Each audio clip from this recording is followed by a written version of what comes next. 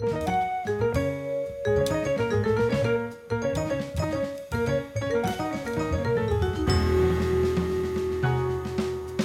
is Reggie Quinerly. I'm a drummer and composer in the New York area. I'm originally from Houston, Texas, the South Side. Well, the name of the record is Invictus. It was named after a poem that really has some sentimental value to me. I guess I first heard the poem when I was a teenager.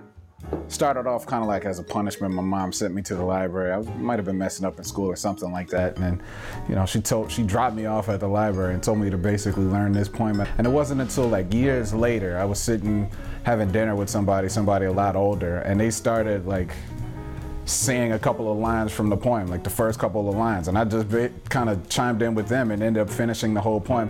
Fast forward to thinking about the inspiration for the next record.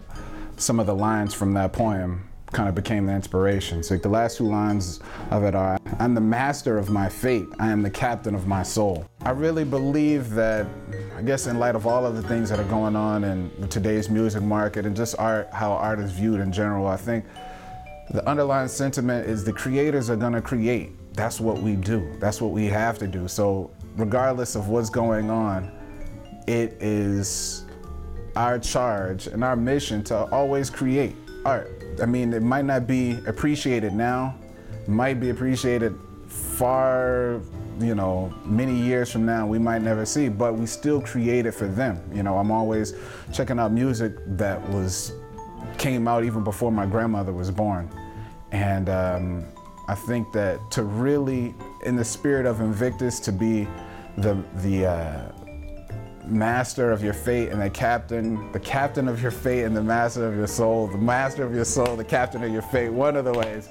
But, you know, to really embody that line is to really take it upon yourself and not wait for the next person, you know?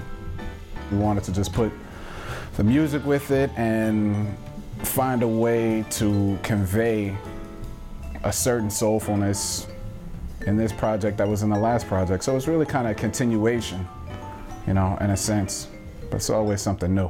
Some of the tracks that I hope that people will hear and understand and hopefully like are some of the tributes that I have.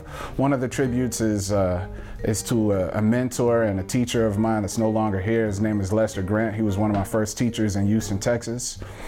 And I was very much inspired by his legacy. And the perfect vehicle for that is the blues, because he was a very soulful individual. And you know, the guys that played it, they played it very well, and hopefully, you know, his spirit is somewhere smiling down on us, you know. Also, another tribute that we did was to the great pianist and composer Mary Lou Williams, whose music I really got into before this record, and we had to kind of cover something that was kind of like a tip of the hat to her, you know, a song that she did, My Blue Heaven, which is an old standard, so. I had the pleasure of working with some great musicians on this particular project. Warren Wolf on vibraphone, Christian Sands on the piano, Yotam Silberstien on the guitar, and my good friend, who's also from Houston, is Alan Hampton on the bass, and he was also the co-producer of this album. I think this album is a part of my documentation as a drummer, as a composer, as a musician, and I think it's just another soulful statement, you know, just trying to show my development.